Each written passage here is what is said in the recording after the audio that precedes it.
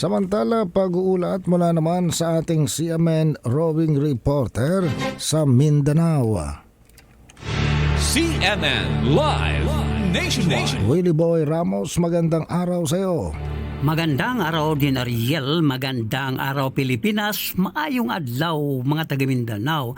Sinuspendi ang lahat na antas ng klase sa bayan ng Don Marcelino, Davao Occidental nitong nagdaang Enero 2 at Enero 3, 2025 sanhi ng mga malakas na pag-ulan na nagdulot ng mga floods. Sinabi ng Municipal Disaster Risk Reduction and Management Office Don Marcelino na nasira ang mga kalsada at mga vital infrastructure kung kaya't minarapat ng lokal na pamahalaan ng Don Marcelino na suspendihin ang mga klase in all levels sa lahat ng mga paaralan ng Don Marcelino. Kabilang na rin ang tigil trabaho muna ng mga empleyado ng gobyerno at maging pribado. Nauna nang nagdeklara ng state of calamity nito pang nakalipas na Disyembre 26, 2024 ang Don Marcelino dahil nga sa nakaranas na ang naturang bayan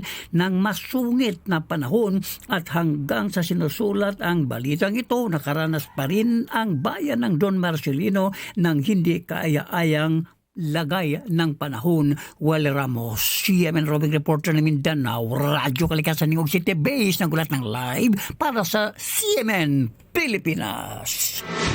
CNN Live Nationwide. Maraming salamat, Willie Boy Ramos, ang ating CMN roving reporter sa Mindanao.